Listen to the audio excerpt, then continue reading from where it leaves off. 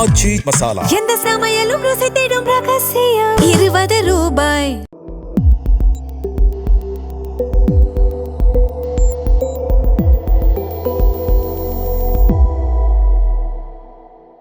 Sir வணக்கம். வணக்கம் sir, தாவேகாவை பொறுத்தளவில் கவர்மெண்ட் அமைச்சிருந்தாலும் ஸ்டார்டிங்லேருந்தே அவங்களுக்கு ஒரு சிக்கல் இருந்துட்டு இருக்கு. ஒரு சிங்கிள் மெஜாரிட்டி அவங்களுக்கு இல்லை. ஸோ மற்ற கட்சிகளை சார்ந்திருக்காங்க.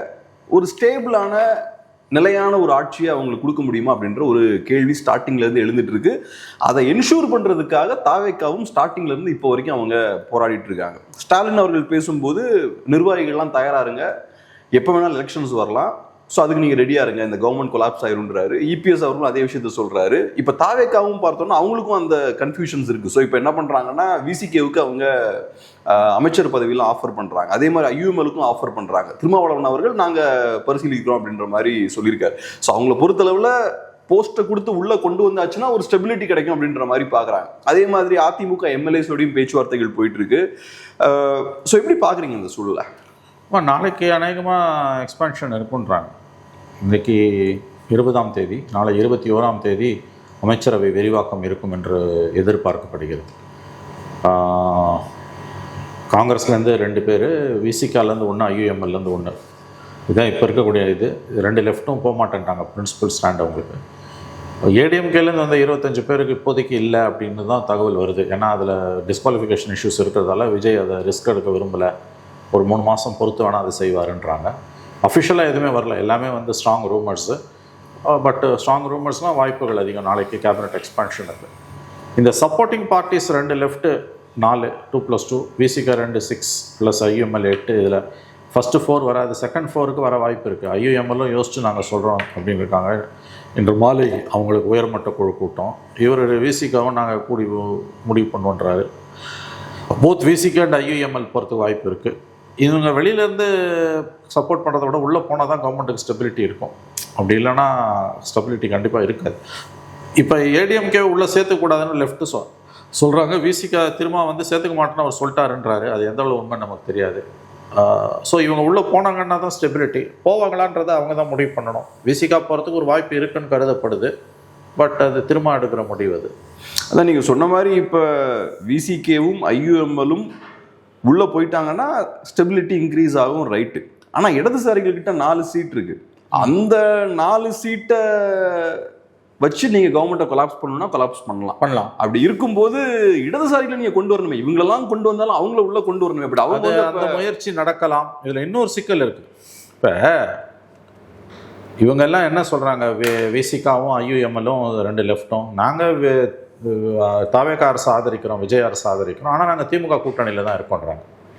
இப்போ கவர்மெண்ட்டுக்குள்ளே போயிட்டீங்கன்னா நீங்கள் திமுக கூட்டணியில் இருக்குன்னு சொல்ல முடியாது. விசிகாவும் ஐயூஎம்எல்லும் உள்ளே போயிட்டாங்கன்னா திமுக கூட்டணியில் இருக்குன்னு சொல்ல முடியாது. அதில் ஐயூஎம்எல் வந்து ஒன் ஆஃப் த லாங்கஸ்ட் ஆலி ஆஃப் டிஎம்கே. எக்ஸப்ட் பிஜேபியோட 2001 Karunanidhi when he was having a honeymoon with BJP, அந்த பீரியடில் மட்டும்தான் வந்து அவங்க டிஎம்கே விட்டு வெளியில் இருந்தாங்க. மற்றபடி அவங்க ஆல் அலாங் இன் தர் கரியர் இந்தியாஸ் ஓல்டஸ்ட் முஸ்லீம் பார்ட்டி. அவங்க வந்து தே ட்ராவல் வித் டிஎம்கே தான், ஐயூஎம்எல்.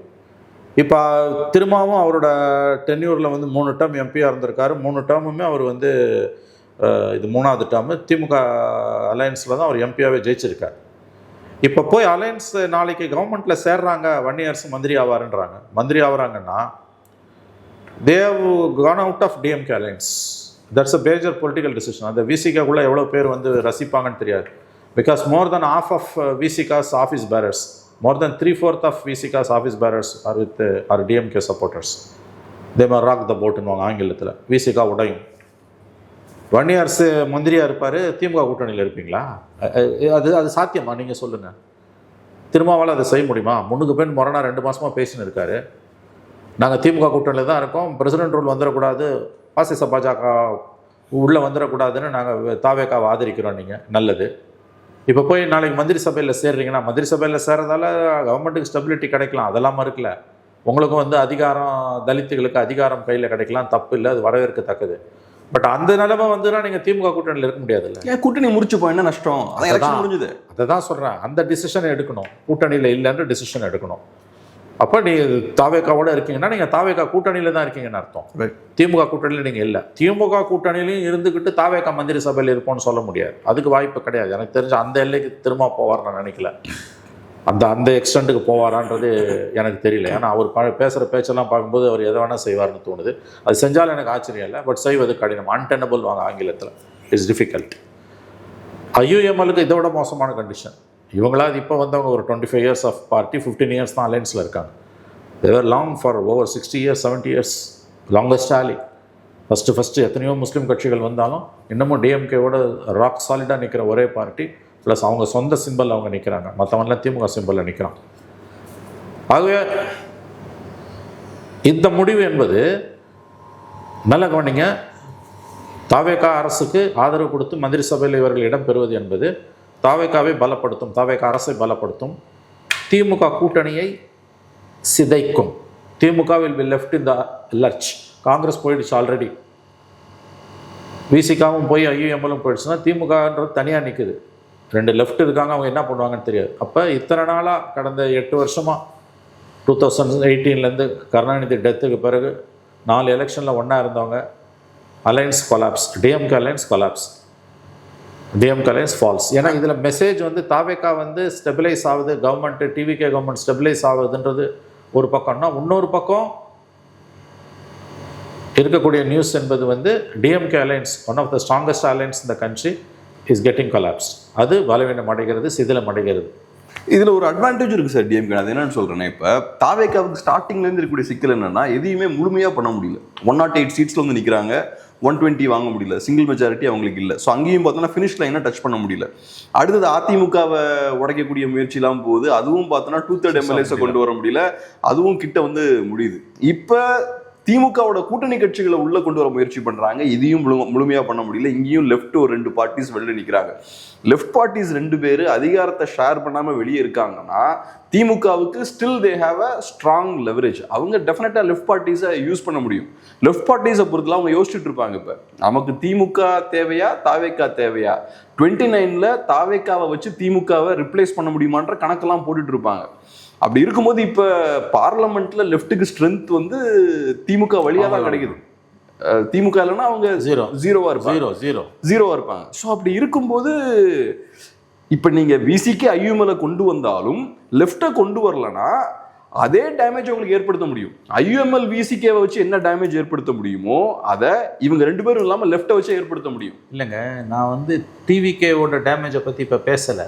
டிவிகே கவர்மெண்ட் ஸ்ட்ரென்தன் ஆகலாம். அது டெம்பரரி ஃபினாமினாவா கூட இருக்கலாம். 6 மாசம் 1 வருஷம் அல்லது பார்லிமெண்ட் எலெக்ஷன் அப்போ கூட அது கொலாப்ஸ் ஆகலாம். ரெண்டாவது டிவிகேவோட ஃபியூச்சர், டிவிகே கவர்மெண்ட்டோட ஃபியூச்சர், இது எல்லாமே மிகப்பெரிய கேள்விக்குறி. அது எவ்வளோ நாள் ஓடுன்றதெல்லாம் எனக்கு சந்தேகம் இருக்குது. நான் ஆரம்பத்துலேருந்து இதை சொல்லிட்டு இருக்கேன். ஐ நெவர் செட் 5 years அவங்க ரூல் பண்ணுவாங்கலாம் நான் சொன்னவே இல்லை எங்கேயுமே. ரொம்ப பொலிட்டிக்கல் சீரியஸ் இன்ஸ்டெபிலிட்டி இருக்குது. ரெண்டாவது விஜயோட கேரக்டர், விஜயோட பொலிட்டிக்கல் கேரக்டர், இந்த ப்ரெஷர் எல்லாம் அவரால் எப்படி தாங்க முடியும், at to what extent you will go. நீங்கள் சொன்ன மாதிரி இது வரைக்கும் 10 நாட்கள் அவர் எடுத்த பல முயற்சிகள் பேக் ஃபயர் தான் இருக்குது. இன்க்ளூடிங் ஏடிஎம்கே உடைக்க பார்த்தது சக்ஸஸ் ஆகலை. இந்த மாதிரி பல விஷயங்கள் நம்ம அடிக்கிக்கிட்டே போகலாம். நிர்வாக ரீதியாகவும் அந்த மாதிரி சில குறைகள் இருக்குது இந்த 10 நாள்லேயே. நான் சொல்கிறது the damage to DMK. My point is on DMK, not on TVK. TVK பற்றி பெருசாக பேசுறதுக்கு எதுவுமே இல்லை. அது எத்தனை நாளைக்கு வண்டி ஓடும், பார்ட்டி என்னவாகும், அவர் என்ன மாதிரி சர்வை பண்ணுவார்ன்றதெல்லாம் வெரி சீரியஸ் இஷ்யூஸு. அதில் நிறைய இஷ்யூஸை நம்ம பேச வேண்டி இருக்குது. எனக்கு ஒன்றும் பெரிய ஹோப்ஸ் எல்லாம் கூட அதில் இல்லை. மக்கள் ஆதரவு இருக்குது, எல்லாம் correct. But big hopes on the party, neither on the party nor on the leader. நான் அதை ஒத்துக்கிறேன் ஓப்பனாகவே. இது என்னமோ நமக்கு புரியாத ஒரு ஃபினாமினா உள்ளே வந்துடுச்சு, தலையை பிச்சுக்கிறோம் எல்லாரும். நம்பர் 1. நான் அதனால் அதை பேச விரும்பலை. அதில் more or less we may be on the same page. அப்படி தான் எனக்கு தோணுது. சில இஷ்யூஸில் அப்ஸ் அண்ட் டவுன் இருந்தாலும் நான் I am on a limited point. The damage it will cost on DMK. Already Congress has gone out of DMK alliance. Congress இல்லாமல் டிஎம்கே எப்பயுமே ஜெயிச்சது கிடையாது. நீங்கள் காங்கிரஸ் எவ்வளவு ஹியூமிலியேட் பண்ணிங்கனாலும் தட் 4% ஓட்ஸ் இல்லாமல் அவங்க ஜெயிச்சதே கிடையாது. அதுவும் மைனாரிட்டிஸோட கன்சால்டேஷன் ட்ரஸ்ட்டு வேணும்னா டிஎம்கேக்கு காங்கிரஸ் வேணும். இந்த 2 பார்ட்டிஸ் விசிகாவும் ஐயுஎம்எலும் விசிக திரும்ப இதில் டிவிகே கவர்மெண்ட்டுக்கு உள்ளே போயிட்டாங்கன்னா இட் வில் ஃபர்தர் வீக்மெண்ட் டிஎம்கேன்றது. நான் எதை வச்சு சொல்கிறேன்னா எலக்ட்ரல் பாலிடிக்ஸ் வச்சு சொல்கிறேன். லெஃப்ட் இங்கே இருப்பான், அங்கே இருப்பான், எங்கேனா இருப்பாங்க. So the damage for DMK will be much more. அதில் அவ்வளோ சீக்கிரமாக கவர்மெண்ட்டை கவுக்கிறதுல திமுகவே ஆர்வம் காட்டாது, ஆசை இருந்தாலும். ஏன்னு கேட்டிங்கன்னா இன்னொரு எலெக்ஷன் வந்துன்னா 2 பேரும் தண்ணி குடிப்பாங்க, திமுகவும் அண்ணா திமுகவும். பல ஆயிரம் கோடிகளை திமுகவும் சில ஆயிரம் கோடிகளை அண்ணா திமுகவும் செலவு பண்ணியிருக்காங்க. அதுக்கு வெயிட் பண்ணுவாங்க, டெஃபினட்டாக வெயிட் பண்ணுவாங்க. அவங்களோட இன்னர் சிஸ்டம்ஸ் அதை அலோவ் பண்ணாது. இன்றைக்கி விஜயை நான் எதிர்கட்சியாக உட்காரனாலும் இவங்க கையெழுத்து கும்பிட்டு உட்கார வைப்பாங்க சிஎம் சேரில். 2 பேருக்கும் அவ்வளோ நெருக்கடி உள்ள போத் ஸ்டாலின் அண்ட் எடப்பாடி இருக்குது. அட்லீஸ்ட் 1 இயருக்காவது இவங்க டிஸ்டர்ப் பண்ண முடியாதுன்றது தான் எனக்கு தோணுது. அட்லீஸ்ட் 6 months இன்னும் சொல்ல போனீங்க. அது ஆன்டி இன்கம்பன்சி பில்டாக தான் பார்ப்பாங்க. ரெண்டாவது இன்னர் டைனமிக்ஸால் அந்த கவர்மெண்ட் கவுருதுன்னா தே மே வெல்கம் இட். பிரச்சனை அது இல்லை, பிரச்சனை பொலிட்டிக்கலி டிஎம்கே கெட்டிங் வீக்கெண்ட். இப்போ 9 மாதம், இப்போ ஒரு 6 மாதம் கவர்மெண்ட் இருக்குன்னு வச்சுக்கோங்க. 6 மாதம் ஐயுஎம்எல் விசிக்கவும் டிவிகே கவர்மெண்ட்டுக்குள்ளே இருக்காங்க. ஃபார் எக்ஸாம்பிள் நான் சொல்கிறேன், assuming that's anything may happen. ஒரு ஹைப்போதெட்டிக்கல் சுச்சுவேஷன் இது. கவர்மெண்ட் கவுருதுன்னு வச்சுக்கோங்க. கவுரத்துக்கெல்லாம் வாய்ப்பு இருக்குது, கவுராதெல்லாம் யாருமே சொல்ல முடியாது. ஆனால் திஸ் வேறு serious political vacuum and serious political instability இருக்குது இந்த கவர்மெண்ட்டில். நான் மறுக்கல அது. And there are issues after issues. கவுருது அப்படின்னா இவங்க 2 பேரும் இமீடியட்டாக திமுக கூட்டணிக்கு வந்துடுவாங்களா? வந்தாங்கன்னாலும் அது எப்படி ஒர்க் அவுட் ஆகும்? ஆல்ரெடி விசிகாவோட ஓட் பேங்க் ஓவர் 80% டெப்ளீட்டட், அது அங்கே ஓடி போச்சு.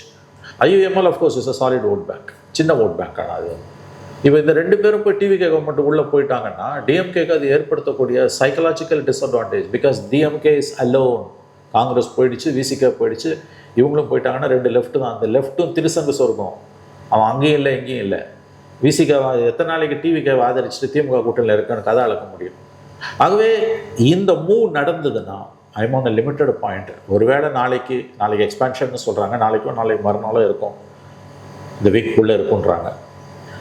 டிவிகே கவர்மெண்ட்டுக்குள்ளே விசிகேவும் ஐயுஎம்எல்லும் போகிறாங்கன்னா it's a massive political damage for DMK. அதை தான் நான் சொல்ல விரும்புகிறேன். டிவிகே கவர்மெண்ட்டை பொறுத்த வரைக்கும் கப்ரியல் அந்த 25 ஏடிஎம்கே எம்எல்ஏஸ் உள்ளே வந்து அவங்கள ஒரு 5 பேருக்கு 6 பேர் 7 பேருக்கு மந்திரி பதவி கொடுத்தா மட்டும்தான் அதுக்கு numbers wise political stability. But அதில் இருக்க டேஞ்சர் என்னென்னா it's a fit case for disqualification. Of course speaker disqualify பண்ண மாட்டார். இவங்க ஹைகோர்ட்டுக்கும் சுப்ரீம் கோர்ட்டுக்கும் போவாங்க, which is an uncharted territory. அது அந்த டிஸ்குவாலிஃபை ஆகிறதுக்கு முன்னால் பல ஸ்டெப்ஸ் இருக்குது. அதில் 2 years 3 years கூட ஓடலாம், அதை நம்ம டிஸ்கவுண்ட் பண்ண முடியாது. பட் அவங்க உள்ளே வந்துட்டாங்கன்னா at least for an year the government is safe. ஆனால் இவங்கெல்லாம் உள்ளே போகிறதால அது அந்த ஒரு குஷனிங் இருக்கும்னு எனக்கு தோணலை. இப்போதைக்கு நான் பார்க்குறது எப்படின்னா சார், ஏடிஎம்கேவும் சரி டிஎம்கேவும் சரி அவங்க வெயிட் பண்ணிட்டு இருக்காங்க. அவங்க பார்க்குறாங்க இவங்க எப்படி பண்ணுறாங்கன்னு பார்ப்போம் அப்படின்னு வெயிட் பண்ணிட்டு இருக்காங்க. இப்போ டிவிகே ஓரளவுக்கு டீசெண்டான ஒரு ஆட்சியை கொடுக்குறாங்கன்னு வச்சுப்போமே. அப்போ இப்போ கூட்டணியில் கூடிய கட்சிகள்லாம் இருக்காங்கல்ல, காங்கிரஸாக இருக்கலாம், விசிகேவாக இருக்கலாம், இடதுசாரிகளாக இருக்கலாம், அவங்களுக்குலாம் டிவிகேவை சப்போர்ட் பண்ணுறது ஒரு லைபிலிட்டியாக இருக்காது. டிவிகே ஓரளவுக்கு டீசெண்டாக பெர்ஃபார்ம் பண்ணிட்டாங்கன்னா அவங்க டிவிகேயோடய போயிடலாம். அவங்களுக்கு இப்போ அந்த கான்ஃபிடன்ஸ் இல்லை, டிவிகே எப்படி போவாங்கன்னு அவங்களுக்கும் தெரியல. ஸோ அதனால அவங்களும் வெயிட் பண்ணி பார்க்குறாங்க, அந்த சைடு போகலாமா இந்த பக்கமே நம்ம தைரியமாக போகலாமான்னு ஒரு ஆசிலேஷனில் இருக்காங்க. ஸோ எல்லாமே எதை பொறுத்து இருக்குன்னா நெக்ஸ்ட் ஒரு 1 year டிவிக்கு எப்படி வண்டியை ஓட்ட போகிறாங்கன்றதை பொறுத்து தான் நினைக்கிறேன். ஆப்வியஸ்லி இந்த அட்மினிஸ்ட்ரேஷன் எப்படி இருக்க போகுது, க்ரூஷியல் டிசிஷன்ஸில் வந்து அவர் என்ன முடிவு எடுப்பார்ன்றது ரொம்ப முக்கியமானதுங்க. அதில் வந்து இப்போ அவர் எதிர்கட்சியாக இருக்கும்போது எடுத்த முடிவை இப்போ எடுக்க முடியாது. I think is on a catch-22 situation. ஏன்னா I will tell you 2 things. One is பரந்தூரில் என்ன நடந்ததுன்னு உங்களுக்கு தெரியும். இன்னொன்று வந்து இருக்கிற இஷ்யூஸில் இப்போதைக்கு இருக்கக்கூடிய பிஎம் ஸ்ரீ ஸ்கீம். இப்போ இன்றைக்கி வந்து பிஎம் ஸ்ரீ ஸ்கீம் சம்மந்தமாக ஏபிவிபி பிஜேபியோட ஸ்டூடெண்ட்ஸ் எங்கள் ரெப்ரஸன்டேட்டிவ்ஸ் விஜய் முதலமைச்சரை பார்த்துட்டு வெளியில் வந்து என்ன சொல்கிறாங்கன்னா, நாங்கள் அதில் தமிழ்நாடு சேரணும்னு கோரிக்கை வச்சோம். அவர் வந்து அதோட சாதக பாதகங்களை ஆலோசித்து முடிவு செய்வதாக சொன்னார். Which is a fair response. ஒரு முதலமைச்சர் வந்து எடுத்த அடுப்புலேயே முடியாதுன்னுலாம் சொல்ல முடியாது. இவங்களுக்கு பார்க்குறதுக்கு உரிமை இருக்குது, பார்ப்பது அவருடைய கடமை. எல்லாரையும் தான் சந்திக்கணும் அவர். பட் இதில் வந்து இதுக்கு முன்னால் இருந்த டிஎம்கே கவர்மெண்ட் எடுத்த ஸ்டாண்ட் எடுக்க முடியுமான்றதில் ஒரு சிக்கல் இருக்குது எனக்கு தெரிஞ்சு. ஏன்னா இப்போ வெஸ்ட் பெங்காலும் தமிழ்நாடு மட்டும்தான் வந்து பிஎம்சியில் சேராமல் இருந்தது. கேரளாவே சேர்ந்து போச்சுன்றாங்க. Already Kerala is joined. So எவ்வளோ நாளைக்கு இந்த ப்ரெஷரை ரெசிஸ்ட் பண்ண முடியும்? ஒன்று. ரெண்டாவது வந்து ஸ்கீம்ஸ் லைக் பரந்தூர் மட்டும் இல்லை, Parandur but one of the important schemes. இது எதிர்கட்சியாக இருக்கும்போது இவர் அங்கேயே போய் ஆர்ப்பாட்டத்தில் கலந்துக்கிட்டார். நானே மக்களை அழைத்து சென்று முதலமைச்சரை சந்திப்பேன்னார். இன்றைக்கி அவரே முதலமைச்சர் ஆகிட்டார். பரந்தூர் திட்டத்தை எதிர்த்து அந்த உள்ளூர் விவசாயிகள் நிலத்தை கையகப்படுத்த வந்தபொழுது அரசுக்கு பரந்தூர் திட்டத்துக்காக நிலத்தை கொடுக்க மறுத்த விவசாயிகள் அவர்கள் போட்ட வழக்குகளை நடத்தி கொண்டிருப்பது விஜய் தான். ஒரு சீனியர் கவுன்சிலை ஹையர் பண்ணி மெட்ராஸ் ஹைகோர்ட்டில் அந்த கேஸ் வந்து விஜய் தான் வந்து அவர் தான் நடத்துகிறார். இந்த சீனியர் கவுன்சிலோட ஃபீஸு அந்த வழக்குக்கான செலவுகளெல்லாம் அவர் தான் ஏற்றுக்கிறார். இப்போ அவர் சிஎம். 3 நாளைக்கு முன்னால் ஒரு செய்தி வருது பேப்பரில், 3-4 நாளைக்கு முன்னால், பரந்தூர் விமான நிலைய திட்டம் குறித்து உயர் அதிகாரிகளுடன் விஜய் ஆலோசனைன்னு. அந்த செய்தி எதுக்கு வெளியில் விடுறாங்க? கவர்மெண்ட் வந்து அதை சொல்லாமலே இருக்கலாம், ப்ரெஸ் ரிலீஸ் கொடுக்காமலே இருக்கலாம், அஃபிஷியலாக சொல்லாமலே இருக்கலாம். அந்த செய்தி வந்து மீடியாவுக்கு கசிய விடப்படுது. ஏன் கசிய விடுறீங்க, ஏன் சொல்கிறீங்க? அப்போ ஒரு ரீதிங்கிங் இருக்குன்ற எண்ணம் தான் உங்களுக்கு வர முடியும். சீட்டில் உக்காந்துட்டிங்கன்னா இவ்வளோ தூரம் செலவு பண்ணியிருக்கு, அதில் வந்து அந்த ஒரு செய்தியை சேர்த்து வருது. இவ்வளோ 1000 கோடி ரூபாய் வந்து செலவு செய்யப்பட்டிருக்கிறது திட்டத்தின் ஆரம்ப பணிகளுக்காக நில கையகப்படுத்துவது சம்மந்தமாகலாம். அந்த திட்டம் குறித்து ஆய்வு மேற்கொண்டார்னு வருது. ஸோ கிரவுண்ட் எப்படி ரியாக்ட் பண்ணுதுன்னு பார்க்குறாங்களா? அப்போ இந்த மாதிரியான ஸ்கீமில் இப்போ நான் சொல்கிறேன், ஓகே பிஎம்சியில் கூட நாங்கள் சேர மாட்டோன்னு இவங்க சொல்லலாம், ஏன்னா பாலிசி டிசிஷன் இருமொழி கொள்கை தான் ஏற்கனவே அவங்க கல்வித்துறை அமைச்சர் சொல்லியிருக்காரு, அதில் மாறுறதுக்கு வாய்ப்பு குறைவை நான் ஒத்துக்கிறேன். பட் பரந்தூர் மாதிரியான இஷ்யூவில் நாங்கள் கைவிடுறோன்ற முடிவு எடுத்தாருன்னா டேமேஜ் வந்து will be huge and enormous. Already central கவர்மெண்ட்டை தான் நீங்கள் ஃபண்ட்ஸுக்கு பெரிய அளவில் நம்பியிருக்கீங்க. சரி, பரந்தூரை நாங்கள் வந்து கைவிடுறோன்னு இவர் சொல்கிறாருன்னா இங்கே எதிர்ப்பு கிளம்பும். சென்ட்ரல் கவர்மெண்ட்லேருந்து மோடி கவர்மெண்ட்லேருந்து ஃபண்டு வராது. பரந்தூரில் நாங்கள் இம்ப்ளிமெண்ட் பண்ண போகிறோன்னு சொன்னீங்கன்னா லோக்கல் பீப்புளோட பப்ளிக்கோட சென்டிமெண்ட் உங்களுக்கு எதிராக, அட்லீஸ்ட் அந்த லோக்கல் பீப்புளோட சென்டிமெண்ட் எதிராக திரும்பும். கூட்டணி உடையிறதுக்கும் வாய்ப்பு இருக்குது. கூட்டணியில் வந்துங்க இப்போ நீங்கள் வந்து பரந்தூரில் வந்து எல்லா கட்சியும் ஒன்றா தான் இருக்கான், ஓணுன்றோம். அவ்வளோ வீராவேசம் பேசின சிபிஐ சிபிஎம்ஏ ஒன்றும் பரந்தூருக்காக திமுகவோட ஆதரவை திமுகவோட உறவை அறுக்கல. இந்த லெஃப்டெல்லாம் வந்து இன்றைக்கி ரெட்டை வேஷம் போட்டுன்னு இருக்காங்க. இன்றைக்கி இந்த 1/2 மணி நேரத்துக்கு ஒரு ஸ்டேட்மெண்ட் கொடுத்து கவர்மெண்ட்டுக்கிட்ட வந்து நான் கவர்மெண்ட்டை பார்த்து நான் என் ஆதரவில் தான் நீ நிற்கிறேன், நான் ஆதரவு வாபஸ் வாங்கன்னு பேசுகிறாங்க. இதை விட 10 மடங்கு அதிகமாக ஸ்டாலின் கவர்மெண்ட்டில் அட்டுவழி நடக்கும்போது வாய மூடின்னு மௌனமாக இருந்தாங்க. மௌன சாமியாரா மோனி பாபான்வாங்க, மௌன சாமியார்களாக இருந்தார்கள். இவங்க 2 எம்எல்ஏவால் கவர்மெண்ட் நிற்கிறதால இவ்வளோ பேச்சு பேசுகிறாங்க. பரந்தூர் வந்து அவர் இந்த திட்டத்தை அமல்படுத்துவோன்னா இவங்க யாரும் அந்த விஷயத்தில் விஜய் எதிர்க்க போகிறது கிடையாது, ஏன்னா அது ஸ்டாலினோட stand. But issues like PM Shri, அப்புறம் இன்னும் சில குரூஷியல் இஷ்யூஸில் இவங்க வந்து ஃபண்ட்ஸு வேணும், மோடி கவர்மெண்ட்டை மீறி போக முடியாது. ஏன்னா ஏற்கனவே மந்திரிகள்லாம் பேச ஆரம்பிச்சிட்டாங்க. அருண்ராஜ், ராஜ்மோகன், நிர்மல்குமார், இந்த மந்திரிகள்லாம் என்ன பேசுகிறாங்க, நாங்கள் வந்து மத்திய அரசுடன் இணக்கமாக இருந்து நிர்வாக ரீதியாக மாநிலத்துக்கு தேவையான நிதியை பெறுவோம்னு. என்ன இணக்கமாக இருந்த நிதியை வாங்குவீங்க? உங்களுக்கு கூட அப்பா டக்கர்னு வாங்க, யார் பழந்தன்னு கொட்டை போட்டவன் திமுக வேறு, அவங்களாலே வாங்க முடியல.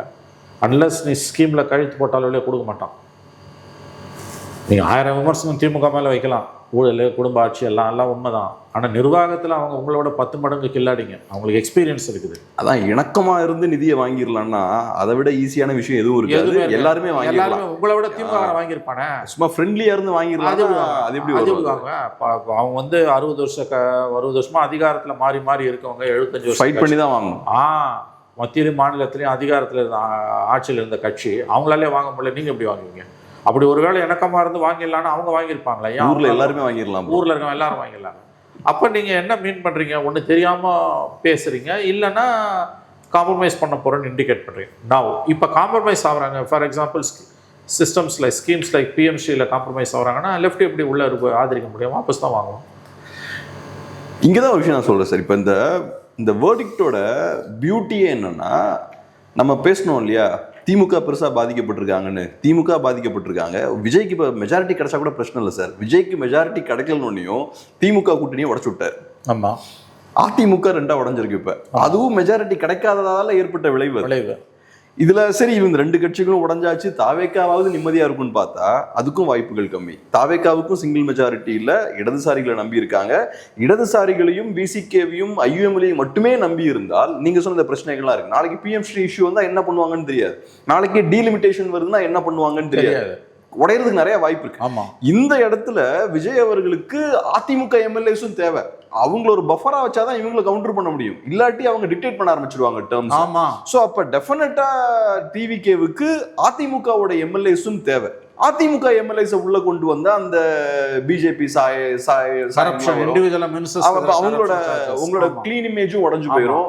இந்த சிக்கல்கள். இப்ப என்னோட பாயிண்ட் என்னன்னா, நான் ஃபர்ஸ்டே சொன்ன மாதிரி விஜய் அவர்கள் நெக்ஸ்ட் 1 இயருக்கு நல்ல ஒரு நிர்வாகத்தை கொடுக்கணும். ஆனா அங்கேயும் நிறைய தடைகள் இருக்கு. அவரால் ஃப்ரீயா செயல்பட முடியாது.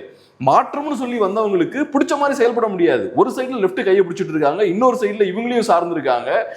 இதை வச்சு எப்படி ஒழுங்கா நிர்வாகம் பண்ண பண்ண போறாங்க முடியாதுங்க. இப்போ ஒரு வருஷம் நல்ல நிர்வாகத்தை கொடுத்துட்டு அதுக்கு பிறகு ஏதாவது பண்ணலாம். நல்ல நிர்வாகன்றதே வந்து ஒரு உட்டோப்பியன் கான்செப்டா மாறி போச்சு. அன்லெஸ் யூ ஹாவ், நீங்கள் மத்திய அரசாங்கத்துடைய மோடி அரசுடைய நிதி உதவி இல்லைன்னா நீங்கள் இங்கே எதையுமே சாதிக்க முடியாது. இப்போ எவ்வளோ ப்ராமிஸ் நீங்கள் பண்ணீங்க, இப்போ வந்து ஓகே மக்கள் ஒத்துக்கிறாங்கங்க, எனக்கு கொஞ்சம் டைம் கொடுங்கன்றது ஓகே ஒத்துக்கிறாங்க. எப்பயுமே ஒத்துக்க மாட்டாங்க. இப்போ 1000 ரூபாய் வந்து 2500 ரூபாய் ஆக்குறது, எனக்கு கொஞ்சம் டைம் கொடுங்கன்றது ஓகே, ஒரு வருஷம் கூட கொடுக்கலாம். இந்த பஸ் எல்லாம் நீங்கள் சொன்னீங்க, கன்னியாகுமரியிலேருந்து சென்னை வரைக்கும் எல்லா பேருந்துகள்லையும் பெண்கள் வந்து இன்றைக்கி வந்து இலவசமாக கட்டணமின்றி பயணிக்கலாம் அப்படின்னு சொல்லிட்டு இப்போ கேரளாவில் அதை இம்ப்ளிமெண்ட் பண்ணிட்டாங்க. நீங்கள் எப்போ இம்ப்ளிமெண்ட் பண்ண போகிறீங்க? அப்புறம் எத்தனை வாக்குறுதிகளை நீங்கள் கொடுத்துருக்கீங்க? 6 சிலிண்டர் நீங்கள் எப்போ கொடுப்பீங்க? சீமான் சொன்ன மாதிரி ஈரானை போய் படையெடுத்து நீ பிடிச்சாதான் அதை கொடுக்க முடியும், எல்லாரும் உன்னால் கொடுக்க முடியாது. அவங்க நான் சிலிண்டருக்கு 100 ரூபாய் கொடுப்பேன்னது வந்து எவ்வளவு தூரம் ஒரு முட்டாள்தனமான அயோக்கியத்தனமான மக்களை ஏமாத்துகிற ஒரு வாக்குறுதி. அதைத்தான் நீங்கள் வேறு ரூபத்தில் கொடுத்துருக்கீங்க. அப்புறம் 5 லட்சம் பேரை வந்து 18,000 ரூபாய் சம்பளத்தில் கவர்மெண்ட் ஸ்கீம்ஸை இம்ப்ளிமெண்ட் பண்ணுறதுக்கு அப்பாயிண்ட் பண்ணுவீங்க. எங்கேருந்து பண்ணுவீங்க? நிறைவேற்ற முடியாத வாக்குறுதிகள் தான் மிக மிக மிக அதிகம். அதில் பெண்கள் சம்மந்தப்பட்ட வாக்குறுதிகளையாவது நீங்கள் குறைஞ்சபட்சம் நிறைவேற்றலாம். இந்த 1000 ரூபாய் 2500 ரூபாவும், அப்புறம் வந்து இந்த தாலிக்கு தங்கம், கல்யாணத்துக்கு பட்டுப்புடவை, 8 கிராம் நகை, தாய்மாமா சீரு, அப்புறம் பேருந்தில் இலவச பயணம், இதில் சிலதையாவது நிறைவேற்றலைன்னா நீங்கள் மக்கள்கிட்ட இதுவே போக முடியாது. சரிங்க, இதெல்லாம் நிறைவேற்றுறதுலாம் ஒரு பக்கம் இருக்கட்டும். இப்போ அடுத்த மாதம் பட்ஜெட் வருது. ஏன்னா கடந்த ஆண்டுக்கான பட்ஜெட் வந்து ஒன்லி ஓட் ஆன் அக்கௌண்ட், இடைக்கால பட்ஜெட் தான். இப்போ இந்த ஆண்டுக்கான, இந்த நிதி ஆண்டுக்கான 26-27க்கான பட்ஜெட்டில் பல பிரச்சனைகள் இருக்குது. இப்போ நீங்கள் அந்த பட்ஜெட்டில் உங்கள் தேர்தல் வாக்குறுதிகளை நிறைவேற்றுறதுக்கு ஒரு தொகையை ஒதுக்கணும். அந்த டைரக்ஷனில், பட்ஜெட் டைரக்ஷனில் தெரிஞ்சிடும். அப்புறம் இந்த ஜூலை மாதம் வந்து மின் கட்டணத்தை ஏற்றி ஆகணும். போன வருஷம் ஏற்றலை, ஏன்னா கவர்மெண்ட் அதை தானே ஏற்றுக்குச்சு. ஏன்னா 26 எலெக்ஷன் வருதுன்னு பெருந்தன்மையாக ஸ்டாலின் ஏற்றுக்கிட்டார். ஆனால் அந்த பெருந்தன்மை 25 ஸ்டாலின் அரசுக்கு இல்லை, ஏன்னா எலெக்ஷன் முடிஞ்சிச்சு, 24 ஏற்றிட்டாங்க. இப்போ இந்த தடவை 2 வருஷம் பொறுத்து ஏறும்போது அது 2 மடங்காக ஏற வாய்ப்பு இருக்குது. ஆல்ரெடி வந்து ஸ்டாலின் அரசாங்கத்தின் மீதான மிகப்பெரிய விமர்சனம், சிறு குறு தொழில்கள் வந்து நாசமாக போனதுக்கு காரணம் தொடர் மின் கட்டண உயர்வுன்னு. இப்போ அதை நீங்கள் ரிவர்ஸ் பண்ணுறதுக்கு ஏதாவது வாய்ப்பு இருக்கா? உங்ககிட்ட ஏது நிதி ஆதாரம்? ஏன்னா வந்து மின் கட்டண உயர்வு என்பது 2003ஆம் ஆண்டு மின்சார ஒழுங்குமுறை சட்டப்படி கொண்டு வரப்பட்ட ஒரு அம்சம். அது அந்த போர்டு தான் அதை டிசைட் பண்ணுது. மாநில அரசுக்கெலாம் ரோலே கிடையாது. வேணும்னா அப்சர்வ் பண்ணிக்கலாம் மாநில அரசு அந்த ப்ரைஸ் ஹைக்கை, அந்த டாரிஃப் ஹைக்கை. அது எத்தனை வருஷம் பண்ணுவேன்? 1 வருஷம் பண்ணுவேன். நிரந்தரமாக நீ எப்படி பண்ணுவேன்? நீயே பிச்சை எடுக்கிற. இன்னொரு சிக்கல் என்னன்னா, டாக்ஸை இன்க்ரீஸ் பண்ண முடியாது. ஏற்கனவே திமுக இன்க்ரீஸ் பண்ணிட்டு போயிட்டாங்க. அப்போ எல்லா விதத்துலையும் உனக்கு அடி. இப்போ ஜூலை மாதத்தில் அது வருது. அப்போ எப்படி பார்த்தாலும் சுற்றி இதுதான் வந்து நிற்குது. எதை பற்றியும் முதலமைச்சர் பேச மறுக்கிறார். இப்போ நேற்றுக்கு வந்து நார்வேல வந்து ஏன் மோடி பேசலைன்னு அங்கே இருக்கக்கூடிய ஒரு பெண் பத்திரிகையாளர் கேட்டு அது இன்றைக்கி சர்வதேச அளவில் பெரிய அளவு விவாதமாக இருக்குது. ட்விட்டர்லேயும் அதை பற்றி கேட்குறாங்க. 12 ஆண்டுகளாக பிரதமராகி ஒரு முறை கூட பிரஸ் சந்திக்காத ஒரே பிரைம் மினிஸ்டர்ன்றது எத்தகைய ஒரு ஜனநாயக விரோத போக்கு. வழக்கமாக சங்கிகள் வந்து அதை வந்து முட்டு கொடுத்து பேசினிருக்காங்க. Fact is a fact. அதே தானே விஜய்க்கும். சரி 10 நாள் ஆச்சு, இனிமேல் சந்திக்கலாம், மறுக்கல நான். பட் என்ன இண்டிகேஷன் இருக்குது? ஏன் ப்ரெஸ்ஸை சந்திக்கணும்? ப்ரெஸ்ஸை சந்திக்கிறது it is not an end in it self. அது ஒரு சம்பிரதாயம் கிடையாது. அதுக்காக சொல்லலை. அது ஒரு கடமை, சட்ட ரீதியாக அது செயல்படுத்தணும் அப்படிலாம் எந்த டேஷும் கிடையாது. It serves a purpose. It serves a purpose through to society. உங்களுக்கு வாக்களித்த மக்களுக்கு ஜனநாயகத்தில் த்ரூ மீடியா தான் நீங்கள் உரையாடுறீங்க. It's a dialogue. Through media தான் நீங்கள் சமூகத்தோட பேசுகிறீங்க. நான் மீடியாவே பார்க்க மாட்டேன் அப்படின்றது, மீடியா அந்த அட்டம்ப்ட் கூட பண்ணாதது. இது ஒரு வித்தியாசமான சூழல் தமிழகத்தில். எப்படி ஐவரி டவரில் இருக்க நீங்கள் அலோவ் பண்ணுறீங்க? மந்திரிங்க கிட்ட போய் மற்ற மந்திரி கிட்ட மைக்க நீட்டுற மாதிரி நீட்ட வேண்டியதானே? Because there are issues after issues. சரி, நம்ம பேசணுன்றதுக்காக ஹலோ நல்லா இருக்கீங்களா, டிஃபன் சாப்பிட்டீங்களா, உங்கள் கோட்டு நல்லா இருக்குது, எங்கே வாங்கினீங்க, இந்த மாதிரி அபத்தமான கேள்விகளுக்காக ப்ரெஸ் மீடியா சீஃப் மினிஸ்டரை அப்ரோச் பண்ணணும்னு நம்ம சொல்லலை. இவ்வளோ பிரச்சனைகள் இருக்குது மாநிலத்தில். There are issues after issues and there are burning issues. மத்திய அரசாங்கத்தோட உங்களுக்கு இருக்கக்கூடிய பல பிரச்சனைகள். நீங்கள் தலைக்கு மேலே இன்றைக்கி வெள்ளம் போயிட்டு இருக்குது. எவ்வளவோ இஷ்யூஸ் இருக்குது. தாங்க முடியாத அளவுக்கு இன்றைக்கி பிரச்சனை வந்துட்டு இருக்குது. நான் ஒன்று சொல்கிறேன் உங்களுக்கு.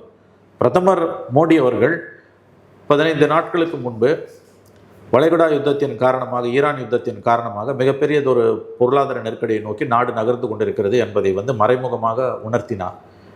எரிபொருள் சிக்கனத்தை பற்றி பிரைம் மினிஸ்டர் பேசினார். ஃபியூவல் கன்சர்வேஷன் ரொம்ப முக்கியம். தன்னோட பாதுகாப்பு கான்வாயிலே வாகனங்கள் எல்லாம் பிரதமர் அவர்கள் குறைத்து விட்டார். அது ஒரு டோக்கனிசமாக இருந்தாலும் அதை செஞ்சுருக்கார். பிஜேபி ஆளக்கூடிய முதலமைச்சர்கள் வந்து ஒருத்தர் சைக்கிளில் போகிறாரு, ஒருத்தர் பைக்கில் போகிறாரு. ஒரு நாள் 2 நாள் போனாலும் அந்த முயற்சி இருக்குது. பல அரசு துறைகளில் வந்து வாகன கட்டுப்பாடு, எரிபொருள் கட்டுப்பாடு வந்து இன்றைக்கி விதிக்கப்பட்டிருக்கு. கார் போலிங்கை செய்ய சொல்லியிருக்காங்க பல இடங்களில். இது விஜய் சிஎம் ஆனதுக்கு பிறகு தான் வந்தது. இது வந்து விஜய் சிஎம் ஐ திங்க் அதுக்கு 1 நாள் 2 நாள் முன்னால் வந்து அப்படி வச்சுக்கோங்களேன். நீங்கள் முன்ன பின்ன வந்து வச்சுக்கோங்களேன். விஜய் முதலமைச்சரான பிறகு வந்து பல மாநில முதலமைச்சர்கள் தங்களுடைய சிக்கன நடவடிக்கைகள் என்னவென்பதை மீடியாவுக்கு தெளிவுபடுத்தினார்கள். தமிழ்நாடு ஆளுநர், பொறுப்பாளுநர் ஆர்லேக்கர் கூட தன்னுடைய கான்வாயில் மொத்தம் 3 வண்டிகள் இருந்தால் போதும்னு சொல்லிட்டார். இது வந்து ஃபியூவல் கிரைசிஸுக்கு எல்லா மாநிலங்களும் எடுக்க வேண்டிய நடவடிக்கைகள் குறித்து பிரதமருக்கு விடுத்த வேண்டுகோள். பிரதமர் எச்சரிக்கை மணி அடித்திருக்கிறார். இன்க்ளூடிங் சுப்ரீம் கோர்ட் ஜட்ஜஸ் இப்போ எப்படி வந்துட்டாங்கன்னா, இன்ட்ரெஸ்டிங்லி கார் போலிங்க் வந்துட்டாங்க. 2 ஜட்ஜு 3 ஜட்ஜு ஒரே காரில் ட்ராவல் பண்ணுறாங்க. இன்னொன்று every Friday and every Monday and Friday வந்து ஆன்லைன் எனக்கு இதுதான் ஹியரிங் தான், பிகாஸ் ஆஃப் இந்த ஃபியூவல் கிரைசிஸால் நமக்கு வந்து இப்போ இவ்வளோ பெரிய இஷ்யூ நடந்திருக்குது இல்லை. தமிழ்நாடு கவர்மெண்ட்டுக்கிட்ட ஒரு ரியாக்ஷன் என்ன? இது it's a looming danger, it's a looming crisis. எல்லாருக்கும் தெரியுது பெரிய அளவில் வந்து பொருளாதார நெருக்கடி வந்து கொண்டு இருக்கிறதுன்னு. ஏன்னா பெட்ரோல் விலையை ஒரு வாரத்தில் 2 தடவை ஏற்றிட்டாங்க. இன்றைக்கி 90 பைசா ஏற்றிட்டாங்க. இனிமேல் எவ்ரிடே ஏற்ற இறக்குறாங்க. மார்க்கெட் டிசைட் பண்ணிட்டான். Prime minister of the country, உனக்கு பிடிக்குதோ பிடிக்கலையோ, தேசத்தோட பிரதமர் சிக்கன நடவடிக்கைகள் குறித்து பேசுகிறார், ஆஸ்டரிட்டி மெஷர்ஸ் குறித்து பேசுகிறார். அவங்க முதலமைச்சர்கள்லாம் அதை செய்கிறாங்க. பல மாநிலங்கள் வந்து தாங்கள் எடுத்த ஆஸ்டரிட்டி மெஷர்ஸ் என்னன்றதை பற்றி சொல்லியிருக்காங்க. இதெல்லாம் நாங்கள் குறைக்கிறோம் அப்படின்னு. எல்லாரும் வந்து ஆன்லைன் மோடுக்கு கூடிய வரைக்கும் ஆன்லைன் மோடில் போய் ஒர்க் பண்ணுங்கன்றார் பிரதமர். பல மாநிலங்கள், மறுபடியும் சொல்லுகிறேன், தாங்கள் எடுத்த சிக்கன நடவடிக்கைகள் பிரதமரின் வேண்டுகோளுக்கு என்னவென்பதை அவர்கள் சொல்லிவிட்டார்கள். தமிழ்நாடு கவர்மெண்ட்டுக்கிட்ட வந்து எந்த ரியாக்ஷனும் இல்லை. தமிழ்நாடு கவர்மெண்ட் ஏன் இதில் எந்த ரியாக்ஷனும் கொடுக்கலன்னு எந்த எதிர்கட்சியும் கேட்கல. தினம் போய் வந்து தாவேகா வைத்தறிச்சலில் கொட்டிக்கிற திமுகவும் அண்ணா திமுகவும் கூட நிர்வாக ரீதியாக அது மாநிலத்துக்கு மிக முக்கியமானது. ஏன்னா இந்த கவர்மெண்ட்டுக்கு மெஜாரிட்டி இருக்குது. இன்னும் 6 மாதத்துக்கு அவங்க நிரூபிக்க வேண்டிய அவசியம் கிடையாது. அட்லீஸ்ட் 6 months வண்டி ஓடும். பட் இந்த மாதிரி இவ்வளோ பெரிய இஷ்யூ நடக்கும்பொழுது அரசும் அதுக்கு ரியாக்ட் பண்ணலை. தேர்ந்தெடுக்கப்பட்ட அரசு, இந்த அரசு ஏன் ரியாக்ட் பண்ணலை? இவ்வளோ பெரிய சிக்கல் வந்துட்டு இருக்கேன்னு ஏன் ஸ்டாலினும் கேட்கல, எடப்பாடியும் கேட்கல? என்ன நிர்வாகம்? அப்போ தமிழ்நாட்டோட நிலைமை என்ன? ஒரு கட்சியும் பேசலையா? ஜஸ்ட் பிகாஸ் மோடி சொல்லிட்டாருன்னா இடதுசாரிகள் விசிகே எது சொன்னாலும் பேச மாட்டாங்க. இப்போ ரெஸ்பாண்ட் பண்ணாமலே போனால் என்ன ஆகும்னு நினைக்கிறீங்க? we are heading for a serious crisis. மிகப்பெரிய பொருளாதார நெருக்கடியை நோக்கி நாடு சென்று கொண்டிருக்கிறது. நேற்று ராகுல் காந்தி சொன்னதான் உண்மை. ஒரு மாநில அரசு ஏன் ரியாக்ட் பண்ணல, மாநில அரசு ஏன் ரியாக்ட் பண்ணலன்னு ஏன் எதிர்கட்சிங்க கேட்கல? நீ என்ன நடவடிக்கை எடுத்த? கொரோனா காலம் மாதிரி இதுக்கு போங்க, ஒர்க் ஃப்ரம் ஹோம் போங்கன்றாரு மோடி. ஒர்க் ஃப்ரம் ஹோம்னா டிசாஸ்டர் அது. எல்லாரும் ஒர்க் ஃப்ரம் ஹோம் போக முடியாது. ஸ்கூல்ஸ் எல்லாம் ஒர்க் ஃப்ரம் ஹோம் நடத்துன்னு குஜராத்தில் போய் மோடி பேசுகிறாருங்க. ஸ்கூல்ஸில் ஒர்க் ஃப்ரம் ஹோம் கொரோனா காலத்தில் 3 வருஷம் பின்னால் போய் தான் நம்ம கல்வி இன்னைக்கு பின்னால் போயிருக்கு. உங்களுக்கு தெரியும். ஏன்னா டெக்னாலஜியை யூஸ் பண்ண முடியல. குழந்தைங்களால் வந்து அதுவும் வந்து பெரிய ஸ்க்ரீனும் கிடையாது. இதில் படிக்கணும். நம்ம இதை விட சின்ன டிவி, அதில் எப்படி குழந்தை படிக்கும்?